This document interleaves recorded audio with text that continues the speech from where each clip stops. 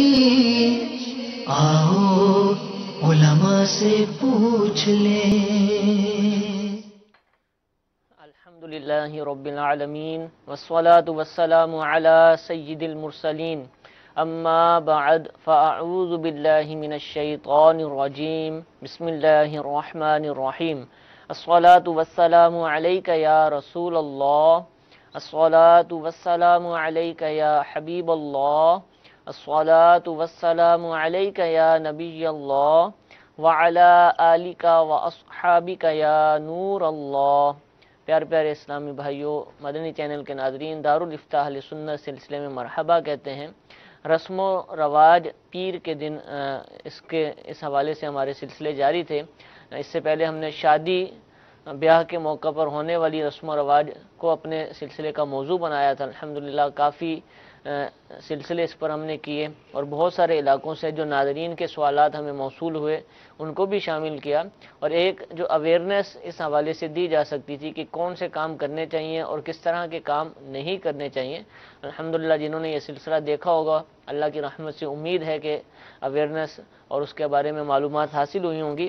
آج بھی رسم و رواج ہی ہمارا موضوع ہے اور بہت اہم موقع پر کی جانے والی رسم و رواج ہمارے سلسلے کا حصہ ہوں گی۔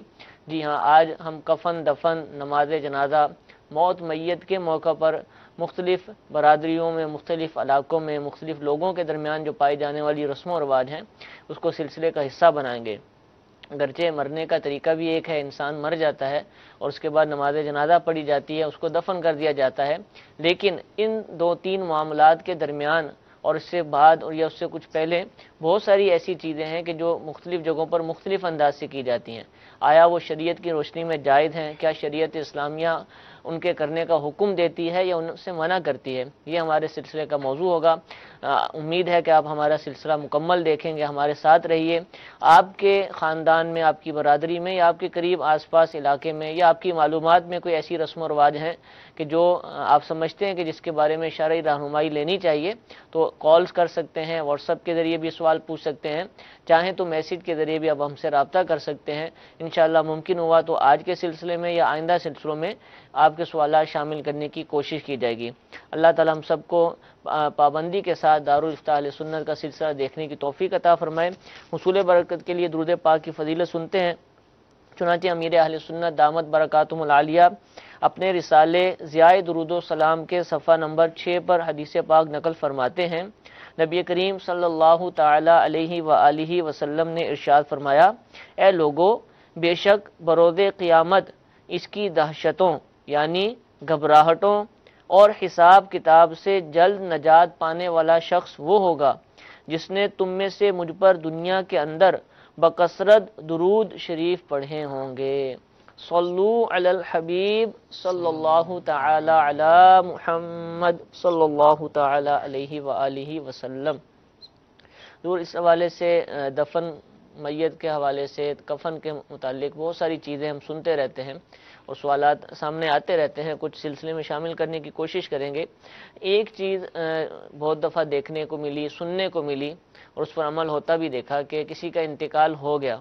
اب عموماً یہ ہوتا ہے کہ صبح انتقال ہوا تو شام تک دفنا دیں گے، شام کو ہوا تو رات تک دفنا دیں گے یا اگلے دن صبح سویرے تدفین ہو جائے گی، لیکن بعض دفعہ ایسا اعلان سننے کو نہیں ملتا۔ پھر جب پوچھا جائے، معلومات کی جائیں کہ کب نماز جنازہ کب پڑھی جائے گی، تو جواب ملتا ہے کہ بڑے ماموں نے فلاں ملک سے آنا ہے، بڑی بہن کو اطلاع کرتی ہے وہ آ رہے ہیں، راستے میں ہیں، 1-2 دن میں پہنچ جائیں گے، اس کے بعد پھر ہم نماز جنازہ کریں گے اور تدفین کا اہتمام کریں گے۔ تو کیا موت میت کے موقع پر یہ جو انتظار کیا جاتا ہے کسی خاص فرد کا یا رشتہ دار کا، کیا شریعت اس کی اجازت دیتی ہے کہ اتنا انتظار کیا جا سکتا ہے؟ کتنی دیر بعد دفنا دینا چاہیے؟ الحمدللہ رب العالمین والصلاة والسلام علی سید الانبیاء والمرسلین۔ یہ بہت ہی اہم چیز کی طرف آپ نے توجہ دلائی ہے اس سوال کے اندر، اور عمومی طور پہ بڑے گھرانے، مالدار طبقہ، ان کے اندر اس طرح کا معاملہ زیادہ پایا جاتا ہے کہ ان کے گھر کے بہت سارے افراد یا اس فیملی کے کثیر افراد باہر ممالک کے اندر ہوتے ہیں، تو اب یہ میت کسی کی ہو جائے تو اب انتظار بہت زیادہ کرایا جاتا ہے۔ اس میں 24 گھنٹے بس اوقات اگلا دن بھی آ جاتا ہے اور وہ فلاں صاحب ابھی تک نہیں پہنچے، ٹکٹ نہیں مل رہی، جی جی، تو اب وہ انتظار کی وجہ سے اب میت کو پھر فریز کیا جاتا ہے، سرد خانے میں سرد موجود خانے ہے۔ میں اس کو رکھا جاتا ہے۔ تو اس وقت غور کرے کہ جب سردی کی راتیں ہوں تو آدمی کے پاس کمبل اوڑھنے کو نہ ہو، کتنی سخت سردی میں اس کو تکلیف ہوتی ہے۔ تو جن چیزوں سے زندہ آدمی کو تکلیف ہوتی ہے ان چیزوں سے مردے کو بھی تکلیف ہوتی ہے۔ اچھا، تو سرد خانے میں رکھنے کی وجہ سے مردے کو بھی تکلیف تو ہوتی ہے۔ ٹھیک ہے، اب یہ جو ایک ایک دن انتظار کروانا پھر سرد خانے میں مردے کو رکھا جاتا ہے، تو اس میں مردے کو تکلیف بھی ہے، اور جنازے کے اندر اس کی ادائیگی میں، میت کی تدفین میں جو شریعت مطہرہ کا جو اصول ہے یا شریعت کو جو پسندیدہ ہے مزاج ہے معاملہ، شریعت تو وہ یہ ہے کہ عجلت کی جائے، جلدی کی جائے، اچھا، تاخیر نہ کی جائے۔ ٹھیک ہے، تو اب اس کے اندر تاخیر کرنے میں جہاں ان کی محبت کا ایک اظہار ہوتا ہے کہ فلاں بیٹا چونکہ باہر گیا ہے، والد کا انتقال ہو گیا، یا بیٹے کا انتقال ہوا، والد باہر ہیں اور انہوں نے آنا ہے، تو ان کی ایک شفقت محبت ہے، اس لیے انتظار کروایا جائے، تو ان کی شفقت محبت اپنی جگہ، ٹھیک، لیکن یہ سوچنا چاہیے کہ اگر زیادہ دیر رکھنے کی صورت میں میت کے جسم میں کوئی گلنے سڑنے کا عمل شروع ہو گیا، ٹھیک ہے، اس کے چہرے میں، اس کے تغیر ہو جسم گیا، میں کوئی تغیر ہو گیا، اسمیل پیدا پیدا ہو گئی، تو اس سے جو جنازے میں شریک لوگ ہوں گے، جو دیکھے گا، تو اس کے دل میں مختلف حوالے سے بدگمانیاں جنم لے سکتی ہیں صحیح، کہ میت کے جسم میں خرابی ہو گئی، یہ سڑ گیا، یوں ہوا، اس کا چہرہ ایک دم سیاہ پڑتا جا رہا ہے، تو یہ چیزیں بدگمانی کا باعث ہوں گی۔ تو ٹھیک، اس لیے مسلمان کی پردہ پوشی بھی اس میں ہے صحیح، کہ اس کو جلد از جلد تدفین کی جائے، ٹھیک ہے، اور نبی کریم صلی اللہ تعالی علیہ وآلہ وسلم نے جو 3 امور کے بارے میں فرمایا کہ جب وہ آ جائیں تو ان میں تاخیر نہ کی جائے، تو صحیح، ان میں سے ایک جنازے کی ٹھیک، تیاری، کہ جب جنازہ حاضر ہو جائے تو جنازے کی ادائیگی میں بھی تاخیر نہ کریں۔ تو بس ٹھیک، اوقات اب میت کو بلا جنازہ رکھا جاتا ہے، رکھا رہتا ہے، رکھا اب رہتا وہ ایک ایک دن رکھا رہے گا، تو اب اس کے بعد پھر نماز جنازہ کی ادائیگی ہوگی، تو یہ تاخیر نہ کی جائے، ٹھیک ہے، جلد از جلد ادائیگی کی جائے۔ اب جو آنے والا آ رہا ہے یقیناً وہ محبت کرنے والا ہے، باپ ٹھیک ہے ہے، یا بیٹا ہے، اس کی وجہ سے میت کو تاخیر نہ کریں، اس صحیح، کے آنے سے میت نے زندہ تو ہونا نہیں ہے۔ ٹھیک ہے، اب یہ ہے کہ اس وقت جو میت کے کام آنے والی چیز ہے وہ ہے ایصال ثواب، ٹھیک ہے، تو جو آنے والا ہے اس کو چاہیے کہ اگر وہ وقت آنے میں بہت ٹائم لگے گا اور تاخیر بہت زیادہ ہو جائے گی، تو اس کو چاہیے کہ وہ بھی دل کشادہ رکھے، اپنے والد یا بھائی یا والدہ یا بیٹا جس کی بھی میت ہے، تو اس کو اگر وہ نہیں دیکھ پا رہا، تو بظاہر نہیں دیکھ پا رہا، تو اس کی تدفین میں جلدی کروائے۔ اچھا، ٹھیک ہے، رہا اس کی طرف سے جو اس کو کام آنے والی چیز ہے وہ ہے ایصال ایصال ثواب، تو یہ ایصال ثواب جاری رکھیں، جو کچھ اس کو قرآنی آیتیں، سورتیں، درود شریف، کلمہ، تسبیحات، یہ پڑھ کر اللہ تبارک و تعالی کی بارگاہ میں دعا کرے کہ یا اللہ جو ثواب تو مجھے عطا فرمائے گا وہ نبی کریم صلی اللہ تعالی علیہ وسلم کو عطا فرما، انبیاء کرام علیہ الصلوۃ والسلام کو عطا فرما، اس طرح درجہ بدرجہ اولیاء، صالحہ، نیک صالحین پھر اپنے اس میت کو بھی ایصال ثواب کریں۔ ٹھیک ہے، تو اس طرح یہ چیز کام آنے والی ہے، اس کا آنا اور تاخیر کی وجہ سے جو ایک مکروہ عمل ہو رہا ہے، تدفین کا ناپسندیدہ عمل ہو رہا ہے، تو اس سے بھی بچت ہو جائے گی۔ صحیح، اور بس اوقات لوگ بہت زیادہ باتیں بھی بناتے ہیں کہ اتنی دیر ہو گئی، تدفین ابھی تک نہیں ہو رہی، تو یہ ان سب چیزوں سے بھی پھر لوگ چونکہ جو بھی میت کا سن کر کام کاج چھوڑ کر بھی آئے ہوئے ہوتے ہیں، بہت سارے مسائل یوں بھی ہوتے ہیں، قریب ترین رشتہ دار آ چکے ہوتے ہیں، انتظار ہو رہا ہے، اب وہ جا بھی نہیں سکتے، ٹھیک ہے، آزمائش میں ہیں، بغیر جنازے کی ادائیگی کیے ان کا جانا، یہ بھی میت کے لواحقین کو برا لگتا ہے، ٹھیک ہے، تو میت کی تدفین میں جلدی کرنا ان سب چیزوں کا حل ہے۔ اس میں میت کے لیے بھی فائدہ ہے، آنے والے جو تعزیت کرنے کے لیے آ رہے ہیں ان کے حق میں بھی یہ بہتر چیز ہے، صحیح، اور ایصال ثواب یہ بکثرت کیا جائے۔ اور ساتھ ہی ساتھ کوئی ایسا خدا نہ خواستہ مرنے والے نے جس کے آپ وارث ہیں، جو بھی ہیں، کوئی گناہ کا کام ان کی وجہ سے ہو رہا تھا، اس کو بھی چھوڑنے کی ہم ترغیب دلائیں گے۔ تو کوئی بھی کام گناہ ہو، جاریہ گناہ سے کا محفوظ کام، ہو سکے۔ گناہ جاریہ، اگر مرنے والے نے کوئی ایسا کام کیا ہے جی جی، کہ جس کا نتیجہ یہ ہے کہ لوگ اس کی وجہ سے گناہوں میں پڑ گئے ہیں، تو اس کو بھی ختم تو کیا اس جائے۔ کو ختم کیا جائے۔ ٹھیک ہے ٹھیک ہے۔ تو حضور بعض دفعہ اس کا برعکس بھی ہوتا ہے کہ یہاں تو ماموں کا یا فلاں کا انتظار ہے، رشتہ دار کا، بعض دفعہ جنازے پڑھنے والوں کو میت کا انتظار ہوتا ہے کہ میت کسی اور شہر میں ہے، انتقال کسی اور شہر میں ہوا، ورثہ یہاں موجود ہیں، تو اب اس کو وہاں سے منتقل کیا جاتا ہے، بلایا جاتا ہے، کہ اس کی بھی اجازت ہے یا اس کو وہیں دفن کر دیا جائے؟ بہتر یہ ہے کہ جس شہر میں کسی شخص کا انتقال ہوا ٹھیک تو ہے وہیں مسلمانوں کے قبرستان میں اس کی تدفین کی جائے۔ ٹھیک ہے البتہ اگر اپنے شہر میں، اپنے آبائی وطن میں اگر اس کی تدفین کے لیے اس کو لایا جا رہا ہے تو شرعاً اس میں بھی کوئی حرج نہیں ہے۔ ٹھیک ہے۔ اچھا، غسل کتنے ہونے چاہیے؟ ہم ویسے تو ایک ہی غسل ہوتا ہے اور غسل دے دیا، لیکن دیکھا ہے اور میں نے سنا بھی ہے کہ بھی پہلا غسل ہو چکا ہے وہ مرنے کے فوراً بعد، کبھی کسی ٹائم بھی دیا، اور دوسرا جو ہے نا وہ جنازہ لے چلنے سے کچھ گھنٹوں پہلے دیا جاتا ہے۔ تو کیا یہ دو دو غسل کا تصور ہے یا ایک ہی غسل تو ہوگا؟ ایک ہی ہے جو اچھا، غسل میت ہے، ٹھیک اس میں ہے۔ ایک ہی غسل میت، ایک ہی مرتبہ غسل میت کا جو کتب فقہ، احادیث وغیرہ سے جو نتیجہ نکلتا ہے وہ یہی ہے، ایک ہی دفعہ غسل ہوتا ہے۔ ٹھیک تو ہے۔ میت کا اگر وضو، یعنی جیسے ہمارا وضو ہو، وضو ختم ہو جائے تو دوبارہ وضو کیا جاتا ہے، جی جی، تو میت کو ایک دفعہ اگر غسل دے دیا، ٹھیک ہے۔ غسل دینے کے بعد حتیٰ کہ کتابوں میں یہ بھی مسئلہ مذکور ہے کہ اگر میت سے ایسی چیز نکلے جو نجاست ہے ٹھیک ہے، تو اس کو دوبارہ غسل نہیں دیا جائے گا، اچھا، وہ نجاست جو نکلی ہے اس کو بہا کر دیا دیا جائے جائے گا، گا۔ صاف کر دیا جائے گا۔ ٹھیک ہے۔ تو اس مسئلے سے یہ بات واضح ہے کہ اگر ایک مرتبہ غسل دے دیا گیا ہے تو اب دوبارہ غسل کی حاجت نہیں ہے۔ ٹھیک ہے۔ جب غسل میں اب برتن استعمال ہوتے ہیں، کسی ٹب سے یا کسی مگ سے پانی استعمال کیا، یا لوٹے کسی شہر میں ہوتے ہیں، جو مختلف برتن استعمال ہوئے ہیں، تو اب دیکھا گیا ہے بعض جگہوں پر، معلوم بھی ہوا کہ وہ برتن اب استعمال نہیں کیا جاتا، ان کو پھینک دیا جاتا ہے کہ بھئی اس سے تو غسل دیا تھا۔ پھر جس چارپائی پر یا جس تخت پر اس کو غسل دیا جاتا ہے، تخت ہو تو تخت تو وہ تو مسجد وغیرہ کے ہوتے ہیں، وہ واپس چلے جاتے ہیں۔ اگر چارپائی استعمال کی گئی تو اب اس کی رسیاں جو ہے جس کے ساتھ وہ بنی گئی ہے تو وہ پوری تبدیل کر دی جاتی ہیں، کبھی اس پر تو غسل دیا گیا تھا۔ کیا یہ لازم ہے اس طرح کرنا، کہ اس کے اثرات آ جاتے ہیں برتنوں میں، چارپائیوں میں، چیزوں میں، کیا ہوتا ہے؟ یہ سب وہمی باتیں ہیں۔ ٹھیک ہے، تو مسلمان کو جب غسل دیا جاتا ہے تو اس کے جسم سے کوئی ایسا نہیں ہوتا کہ اس کا جسم ناپاک ہو چکا ہوتا ہے صحیح، اور پھر ہم اس کو غسل دے کے اس کو پاک کر رہے ہوتے ہیں۔ یہ ایسا ہوتا ہے جیسے کہ ایک آدمی بے وضو ہے، تو ٹھیک بے ہے۔ وضو آدمی جب وضو کرتا ہے تو بے وضوئی جو اس کا حدث تھا، نجاست حکمیہ، وہ دور ہو گئی۔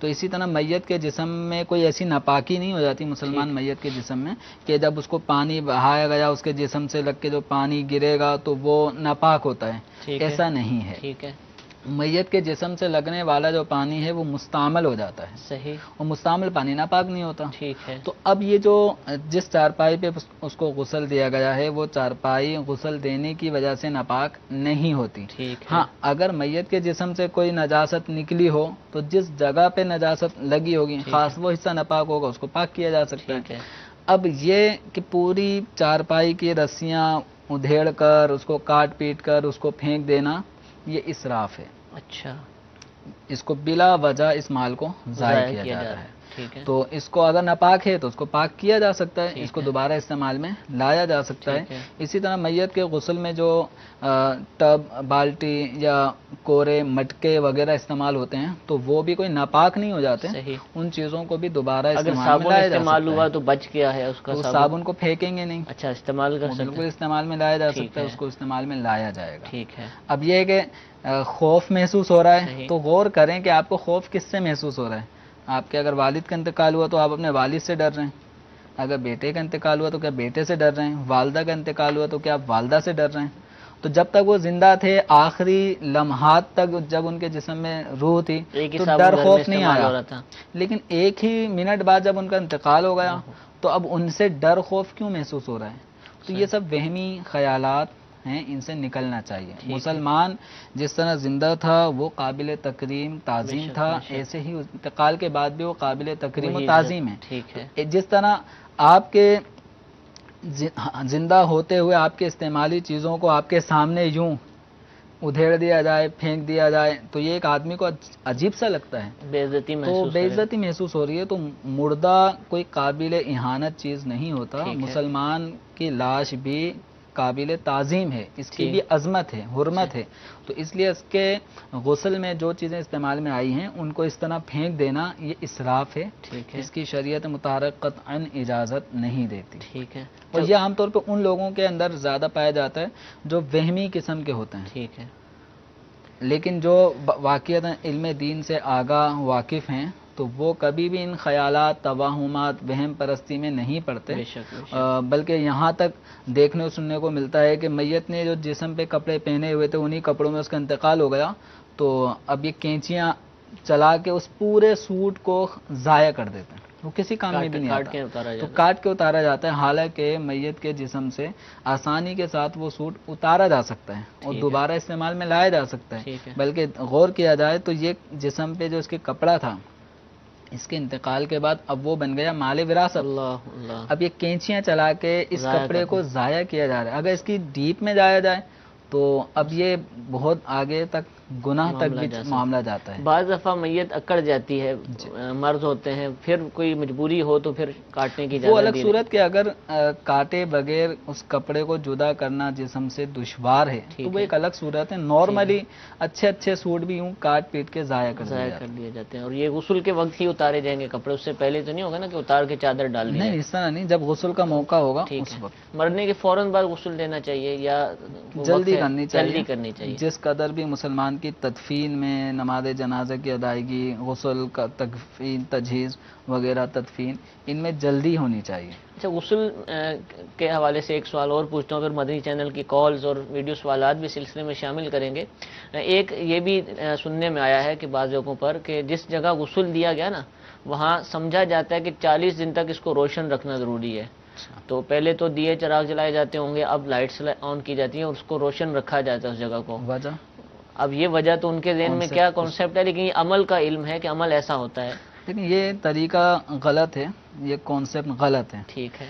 بعض لوگوں کے ذہنوں میں یہ ہوتا ہے کہ روح یہاں پر آتی ہے، ٹھیک ہے، اسی جگہ پر، غسل والی جگہ پہ صحیح. وہ آتی ہے، جب وہ اندھیرا دیکھتی ہے تو وہ واپسی چلے جاتی ہے ناراض ہو کر، یا اس کو بھی کچھ نظر نہیں آتا، اندھا پن، یہ کوئی اس طرح کے کانسیپٹ ہے لوگوں میں. تو یہ اسلامی تصور نہیں ہے. صحیح صحیح. تو کسی بھی شخص کے انتقال کے بعد اس کے جائے غسل میت پر روشنی کرنا، روشنی کا اہتمام کرنا، یہ شریعت مطہرہ کا کوئی حکم نہیں ہے. اگر وہاں روشنی نہیں کرنی تو ویسے اگر آلریڈی جب صحن میں غسل دیا گیا اور صحن میں تو صحن میں ویسے ہی بلب ہوتے ہی ہیں، تو وہ ایک الگ بات ہے. وہ ضرورت کے تحت بھی اس کو جلایا جاتا ہے، روشن کیا جاتا ہے، اس میں حرج نہیں ہے. لیکن باقاعدہ اس سینس کو، اس ذہن کو سامنے رکھ کے کہ چونکہ یہاں پہ میت کی روح نے آنی ہے اس لیے روشنی ہونی چاہیے، تو میت کو آپ کے ان سیور لائٹس کی، ان بلبوں کی حاجت نہیں ہے. ٹھیک ہے. ایک جو اس کے نیک عمال تھے وہ اس کے کام آئیں گے، آپ کی دعائیں اس کے کام آئیں گی، ایصال ثواب کا عمل یہ کام آئے گا. اللہ کی بارگاہ سے دعا یہ اللہ تعالیٰ کی بارگاہ میں دعا کی جائے، اس کی قبر کی روشنی کے لیے دعا کی جائے، اس کے اعمال اللہ تعالیٰ قبول فرمائے، بخشش کے لیے دعا کی جائے. یہ روشنیاں کرنا مردے کو فائدہ نہیں پہنچا. صحیح صحیح. ٹھیک ہے، جزاک اللہ. ویڈیو سوالات ہمارے پاس موجود ہیں، پہلا ویڈیو سوال سلسلے کا حصہ بناتے ہیں. جی چلائیے. میرا مفتی صاحب سے یہ سوال ہے کہ قبرستان میں مدفون میت کو ایک جگہ سے دوسری جگہ کب منتقل کر سکتے ہیں؟ جی، یہ بھی امانتاً تدفین جو ہے نا بعض دفعہ کی جاتی ہے اور بعد میں پھر منتقل بھی کیا جاتا ہے. کوئی اس کا حکم ہے، اجازت؟ شریعت مطہرہ میں امانتاً تدفین کا کوئی تصور نہیں ہے. اچھا. یعنی یہ کہ ابھی تو ہم ٹیمپریری آپ میت کو یہاں دفنا رہے ہیں، پھر یہ بعض اوقات زمین سے بولا جاتا ہے کہ ہم یہ تجھے امانت دے رہے ہیں، اس کو کچھ نہیں کرنا، اس کو دبانا، مطلب اپنے اپنے زوم کے مطابق کہ یہ ہم کچھ دنوں میں واپسی لے جائیں گے اور یوں کریں گے. تو یہ سب تصور غلط ہیں. شریعت مطہرہ اس کی اجازت نہیں دیتی. شرعی حکم یہ ہے کہ جب میت کو دفنا دیا گیا، قبر میں اتار دیا گیا، اس کے اوپر سلیب وغیرہ ڈال کے مٹی ڈال دی گئی، صحیح. اب اس کے بعد اس میت کو اس جگہ سے نہیں نکالا جا سکتا سوائے چند صورتیں ایسی ہیں کہ جن میں میت کو قبر سے نکالنا شرعاً لازم بھی ہو جاتا ہے اور ان کی اجازت بھی شریعت پھر دیتی ہے. مثال کے طور پہ کسی کی مملوکہ زمین ہے، اس کی ذاتی ملک ہے، اب اس کی اجازت کے بغیر کسی نے اپنی میت وہاں پہ دفن کر دی ہے، صحیح. تو جو مالک زمین ہے شریعت مطہرہ اس کو اس بات کا اختیار اور اجازت دیتی ہے کہ وہ اس جگہ سے اپنی مملوکہ زمین سے اس کی اجازت کے بغیر دفن ہونے والی میت کو نکلوا سکتا ہے. چاہیے تو. اگرچہ میت کو دفن ہوئے مطلب کچھ دن بھی ہو گئے ٹھیک ہوں ہے، تو وہ ٹھیک. نکلوا سکتا ہے. ٹھیک ہے. اس کے علاوہ اور جو چند صورتیں اگر ہوں گی تو وہ الگ ہیں، لیکن نارملی جو امانتاً تدفین کا عمل کہ ٹھیک ہم ہے. کچھ دن یہاں دفن کریں گے پھر اس کے بعد منتقل کریں گے تو شریعت مطہرہ اس کی اجازت نہیں دیتی. ہاں ٹھیک ایک ہے. صورت یہ ہو سکتی ہے کہ جس جگہ کسی مسلمان کی تدفین تھی اب اس جگہ قبر کسی وجہ سے خدا نخواستہ زلزلے کی وجہ سے زمین ڈیمیج دھس ہوتی گئی. ہے، دھس جاتی ہے اور میت کا جسم بھی نظر آ رہا ہے، یا سیلاب کی وجہ سے قبر دھس گئی ہے اور میت کا جسم بھی نظر آ رہا ہے. اب اسی قبر کو سیٹ کرنا دشوار ہے، ٹھیک ہے. تو اب اس کی لاش کو مسلمان کی اب دوسری جگہ منتقل کیا جا سکتا ٹھیک ہے. ہے. وہ بھی علماء سے رہنمائی وہ لی علماء جائے سے رہنمائی لی اور جائے گی سارے کہ اب معاملات اس کا کیے کیا جائیں. طریقہ کار ہوگا تو ٹھیک انشاءاللہ ہے. اس اس کے میں علاوہ رہنمائی کی کوئی جائے گی. صورت نہیں ہے کہ اس کو اپنے طور پہ جو امانتاً ٹھیک ہے. تدفین کا جو کانسیپٹ لوگوں میں پایا جاتا ہے یہ سب میں نہیں ہے، ٹھیک ہے. سیدھا چند لوگوں میں ایسا کوئی تصور ہے ٹھیک تو ہے. یہ غلط ہے. ٹھیک ہے. اس طرح نہیں کرنا چاہیے، اس سے بچنا چاہیے. ایک کال سلسلے میں شامل کرتے ہیں. یہ چلائیے.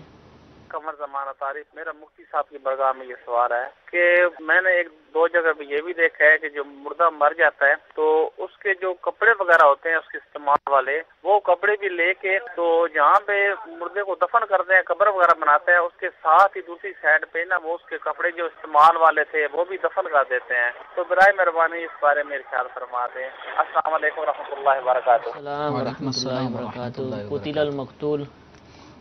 اب دیکھیں اس میں بھی وہی بات ہے کہ وہ کپڑے کینچی سے کاٹے جاتے تھے ضائع ہو رہے ہیں، تو یہاں پر بھی ان کپڑوں کو جو میت کے استعمالی تھے اگر استعمالی کپڑوں کو دیکھے جائیں تو 12-15 سوٹ بھی نکل سکتے ہیں. تو ٹھیک. یہ آیا وہ 12-15 سوٹ دفناتے ہیں سائٹ میں یا صحیح. جو پہنا ہوتا وہ دفناتے ہیں. جو بھی صورت ہو یہ غلط ہے. اچھا. شریعت مطہرہ نے ایسی کوئی ہمیں تعلیم نہیں دی ٹھیک کہ ہے. میت کے استعمالی لباس جو ہیں وہ اس کے انتقال کے بعد اس کی قبر کے سرہانے یا پاؤں کی طرف دبائے جائیں. یہ کانسیپٹ غلط ہے. ٹھیک ہے. اب ممکن ہے اس کے پیچھے کسی کی کوئی لاجک ہو کہ کسی بہانے کپڑے تو آئیں، اچھا. اس طرح کی رسم عام کر دی ہو اور بعد میں جا کے نکال لیا. وہ نکال لیتا ہو. کفن بھی تو نکالنے لوگ والے ہیں کفن نا. چور ہوتے ہیں تو یہاں تو مردے کے سیدھے جو صاف ستھرے لباس ہیں وہ بھی چھیننے والے لوگ نکل آئیں گے. تو بہرحال یہ شریعت مطہرہ میں ایسی کوئی تعلیم نہیں ہے. ٹھیک ہے. ٹھیک ہے. اس سے بچنا چاہیے. جی ایک اور کال چلائیے. میرا سوال یہ ہے کہ جیسے میت کو اگر روکنا ہو تو اسے اسی وقت کفن دفن کر کے رکھا جا سکتا ہے یا وہ نماز جنازہ پڑھا لی جائے اس کو؟ روکنا ہو یعنی دیر کرنی ہے تو اب دیر کا حکم تو آپ نے بیان کر دیا لیکن کوئی ایسی صورت بن گئی اب کیا دیکھیں اب کریں؟ اس میں یہی ہے کہ جلد از جلد معاملات ہونے چاہیے ٹھیک ہے. اور اس میں زیادہ تاخیر نہ کریں. صحیح. حتیٰ کہ اس کا بھی انتظار کرنا کہ جیسے جمعرات کو شام میں انتقال ہوا کہ اب کل جمعہ ہے تو کثیر تعداد ہوگی جنازے کے شرکا کی تو اس لیے جمعے تک انتظار، تو یہ طریقہ غلط ہے. ٹھیک ہے. اب جس جمعرات کو دوپہر میں عصر میں انتقال ہوا ہے تو یہ عشاء تک تدفین ہو سکتی ہے. اب اس کو جمعے تک تاخیر کرنا یہ شریعت مطہرہ کو پسند نہیں ہے. جس قدر جلد از جلد مسلمان میت کی تدفین ہو اتنا ہی اچھا ہے. سوال بتایا جا رہا ہے یہ تھا کہ جنازہ پڑھ لی اور اب روکنا، تو جواب تو اس کا بھی دونوں آئے گا صورتیں ہیں. دونوں صورتوں میں. تو جنازے میں تاخیر، نماز جنازہ میں تاخیر کرنا یا اس کے غسل کفن میں تاخیر کرنا یا نماز جنازہ بھی ہو گئی پھر بھی اب اس کی لاش کو روکا ہوا ہے اور تدفین میں تاخیر کرنا، ٹھیک ہے. تو تاخیر کرنا ان تینوں چاروں امور میں درست نہیں ہے. ٹھیک ہے. ایک میسج آیا ہے کہ کفن کے سامان کے ساتھ ایک پاؤڈر سندل اور کافور کا آتا ہے، کیا ان دونوں کا استعمال کر سکتے ہیں؟ مسلمان میت کی جو کفن ہے اس کو خوشبودار کیا جاتا ہے. ٹھیک ہے. اس میں کافور کی جو ٹکیاں ہوتی ہیں پاؤڈر صفوف سا بنا لیا جاتا ہے. اس سے حشرات الارض، کیڑے مکوڑے، چیونٹیاں، اس طرح کی چیزیں دور نہیں، بھاگتی ہیں. ٹھیک ٹھیک. تو میت کے جسم کے قریب اس طرح کی چیزیں رکھنے میں حرج نہیں ہے، رکھ بھی سکتے ہیں اور رکھ سکتے کفن ہیں۔ کو اس مل بھی کفن سکتے ہیں۔ اعضائے جو سجود ہوتے ہیں ان ٹھیک پہ ہے۔ اس طرح کی خوشبو لگانے کا بھی حکم ہے، ٹھیک ہے، تو خوشبو لگائیں۔ اور ٹھیک ہے، بیری کے جو پانی سے نہلانے میں نہلایا جاتا ہے۔ اس میں یہ حکمت یہ بھی ہے کہ اس سے بھی جانور دور بھاگتے ہیں جو حشرات الارض ہوتے ہیں۔ ٹھیک ہے، اس کی ٹھیک جو اسمیل ہے، ٹھیک ہے، جو خوشبو ہے یا بو ہے، یہ حشرات الارض کو دور کرتی ہے صحیح۔ میت کے جسم سے۔ ٹھیک ہے، ٹھیک ہے جی، ایک اور کال چلائیے۔ میں نے اپنی امی سے قرضہ لیا تھا تو میری امی فوت ہو گئی ہے، تو کیا لہذا وہ قرضہ مجھے معاف ہے یا اس کا کیا طریقہ کار ہے، یہ پوچھنا تھا میں نے۔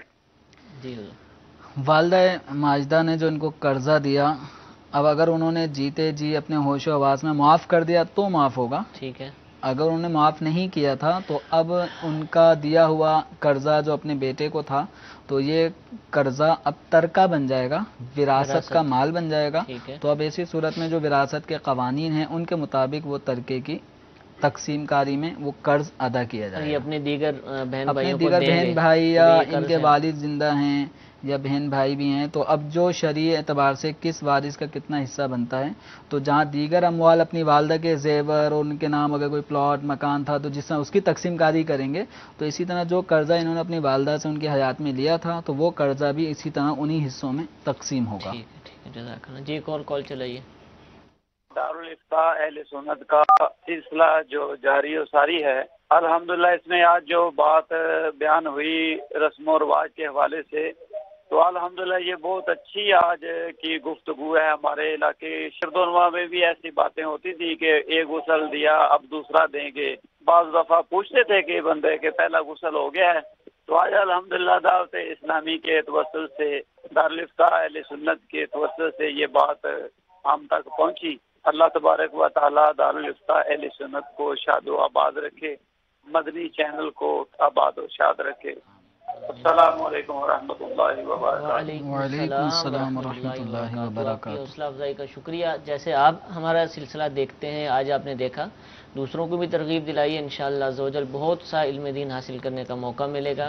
جی ایک ویڈیو سوال سلسلے میں شامل کرتے ہیں، چلائیے۔ میرا مفتی کرام سے سوال ہے کہ برادریوں کی جو قبرستان میں جگہ ہے ان میں دفنانے کے لیے کیا قبرستان میں ان برادری والوں سے اجازت مالکوں سے لینے کی ضرورت ہے؟ تو براہ کرم اس کے بارے میں ضرور بتائیے گا۔ جی حضرت، برادری نے مخصوص کر لی ہے اور اب یہ چاہتے ہیں وہاں دفن ہو، اجازت ان کا اس برادری سے تعلق نہیں ہے، مطلب جی جی سوال یہی ہوا۔ جی جی تو اب جس برادری کے افراد نے، انجمن نے اپنی برادری کے لیے کوئی جگہ قبرستان کے لیے مخصوص کی ہے، یعنی اپنی جگہ انہوں نے اپنی جگہ خرید کر پھر اس کو قبرستان کے لیے اس برادری کے مرحومین کی تدفین کے لیے جو انہوں نے وقف کیا ہے، تو اصل میں یہ عام طور پہ صورت یہ وقف کی بنتی ہے، اور جو چیز وقف کی جائے اور اس وقف کے اندر اس کو جس جہت کے ساتھ متعین کر دیا جاتا ہے، تو اب اس وقف کو اس کے علاوہ دیگر کاموں میں استعمال نہیں کر سکتے۔ تو اگر ایک برادری نے مسلمانوں کی اپنے رشتہ دار، اعزاء، اقربا، مرحومین کے لیے کوئی جگہ مخصوص کی ہے، تو اب اس میں دوسری برادری کا کوئی فرد جو ہوگا اس کی تدفین نہیں کی جائے گی، سوائے اس کے کہ وقف کرتے وقت اس بات کی گنجائش رکھی ہو کہ اگر بامر مجبوری کہیں اور جگہ نہ ہونے کی صورت میں دوسری برادری کا کوئی مسلمان اگر دفن کیا جائے گا تو اس کے لیے بھی گنجائش رکھی ہو تو پھر تدفین کی جا سکتی ہے۔ جزاک اللہ۔ ایک میسج سلسلے میں شامل کرتے ہیں۔ میرا سوال یہ ہے کہ آج کل لوگوں نے فوتگی کے دوسرے دن کل خوانی کا رواج عام ہو چکا ہے لوگوں میں، بجائے تیسرے دن کے، اس بارے میں رہنمائی فرمائیں کہ کیا یہ ان کا عمل درست ہے کہ دوسرے دن ہی کل خوانی کر لیتے ہیں؟ یعنی وہ اعلان ہو جاتا ہے تدفین کے بعد کہ کل فلاں مسجد میں سویم ہے، سویم تو 3 کو کہتے ہیں، یہ دوسرے دن کہاں سے آ گیا؟ تو دیکھیں یہ سویم نام ہے دراصل اصال ثواب کے لیے مل بیٹھنے کی ایک محفل کا، کہ سویم فلاں دن ہوگا۔ اب وہ سویم کا معنی اصال ثواب کے لیے قرآن خوانی کے لیے جمع ہونا، ٹھیک ہے۔ تو اب وہ چاہے دوسرا دن بھی ہو سکتا ہے، وہ تیسرا دن بھی ہو سکتا ہے۔ اب یہ ہے کہ نام سویم ہے لیکن اس کا استعمال دوسرے دن کے لیے ہو رہا ہے، تو اس میں کوئی حرج نہیں ہے، کیونکہ سویم نام ہے اصال ثواب کے لیے جمع ہونے کا، تو یہ دوسرے دن بھی کیا جا جیسے سکتا ہے.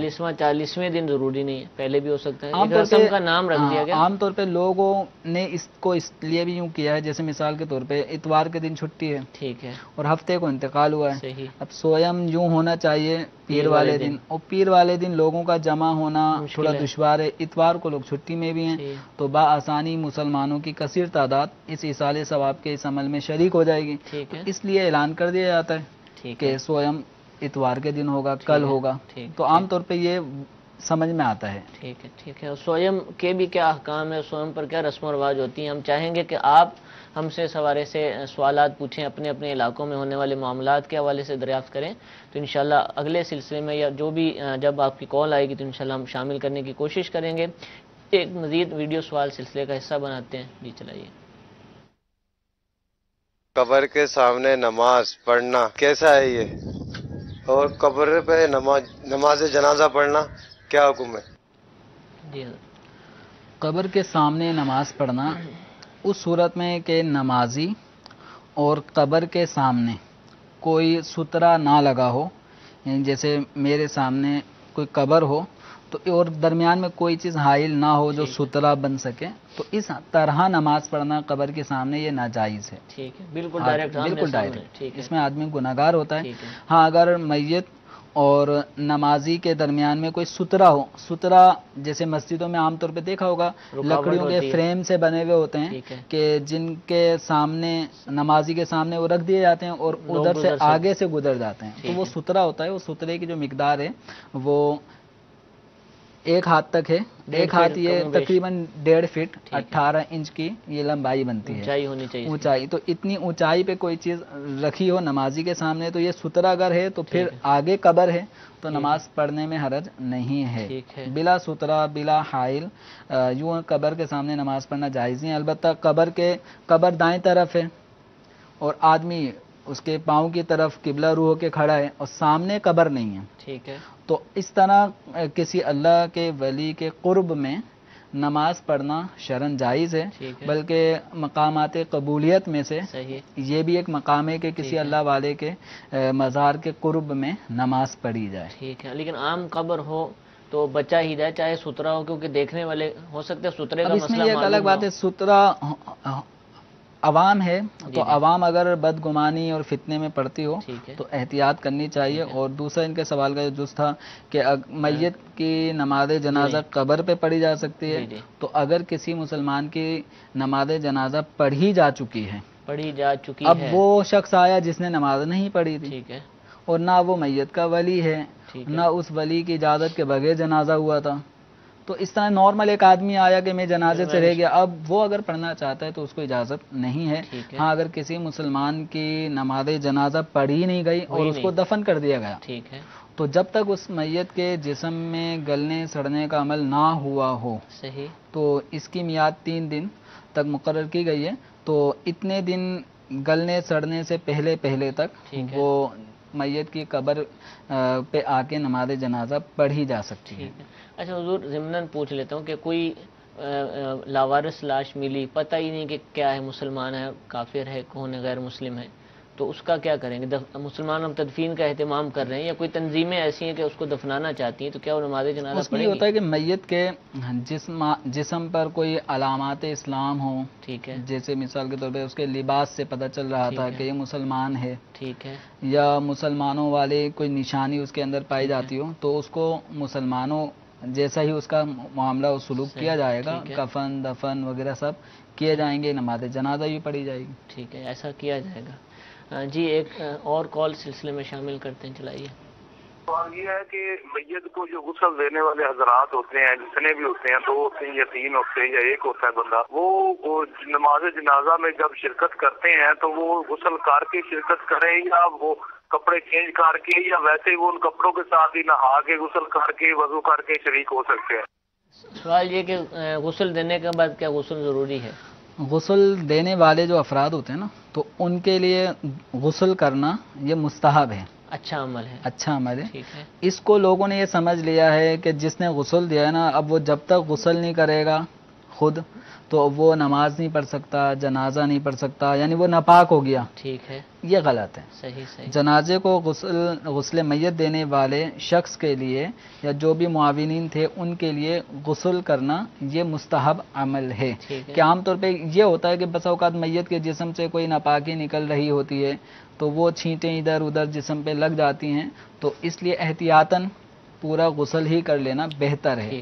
لیکن اگر کسی نے غسل نہیں کیا اور اس کو پتہ ہے کہ اس کے جسم پہ کوئی ناپاکی ایسی لگی نہیں ہے، جو لگی تھی اس نے دھو لی ہے، تو اس کو غسل کرنا ضروری نہیں ہے. وہ وہی لباس پہن سکتا ہے جبکہ وہ پاک ہے، اس میں نماز بھی پڑھ سکتا ہے، نماز جنازہ بھی پڑھ سکتا ہے. ٹھیک ہے جی، ایک ویڈیو سوال چلائیے. میرا سوال ہے قبر میں پھول پتیاں ڈالنا کیسا ہے، اس کا کیا فائدہ ہے؟ قبر پر پھول پتیاں، قبر کے اوپر بھی پھول پتیاں ڈالی جا سکتی ہیں اور قبر کے اندر بھی اگر کوئی پھول پتیاں ڈال دیتا ہے تو شرعاً اس میں حرج نہیں ہے. اب کیا فائدہ ہے؟ تو نبی کریم صلی اللہ تعالیٰ علیہ وسلم کے اس عمل سے علماء نے اس مسئلے کا استخراج کیا ہے کہ قبر پہ جو پھول پتیاں ڈالی جاتی ہیں اس کے جواز پہ دلیل یہ ہے کہ نبی کریم صلی اللہ تعالیٰ علیہ وسلم کا 2 قبروں سے گزر ہوتا ہے. بخاری شریف، مسلم اور صحیح ستہ میں حدیث موجود ہے کہ آپ صلی اللہ تعالیٰ علیہ وسلم نے پھر ایک شاخ لی اور اس کے 2 ٹکڑے کرنے کے بعد ایک ایک ٹکڑا قبروں کے اوپر رکھ دیا. صحابہ کرام علیہم رضوان کو اس عمل پہ تعجب ہوا اور وہ ایسی کوئی چیز دیکھتے تو عرض کرتے اپنے علم میں اضافے کے لیے. تو نبی کریم صلی اللہ تعالیٰ علیہ وسلم نے ارشاد فرمایا کہ ان دونوں پر عذاب ہو رہا تھا. وجہ بڑی نہیں ہے، یعنی ان کے نزدیک وہ کامن چیز تھی. ایک چگلی شکایتیں کر کر کے لڑاتا تھا اور دوسرا جو پیشاب کی چھینٹوں سے نہیں بچتا تھا، تو اس وجہ سے ان پہ عذاب ہو رہا تھا. تو آپ صلی اللہ تعالیٰ علیہ وسلم نے ارشاد فرمایا کہ یہ شاخیں جو رکھی تھیں اس سے اللہ تعالیٰ کی بارگاہ میں مجھے یہ امید ہے کہ جب تک یہ شاخیں تر ہیں، خشک نہ ہو جائیں، اس وقت تک ان کے عذاب میں تخفیف ہوگی. تو اس کے تحت جو شارحین حدیث ہیں انہوں نے اس کی یہ وضاحت کی ہے کہ ہر تر چیز وہ اللہ تعالی کی تسبیح کرتی ہے. جب تسبیح کرے گی، ذکر کرے گی تو وہ مقام ذکر، وہ مقام رحمت بن جاتا ہے، تو یوں عذاب میں تخفیف ہوگی.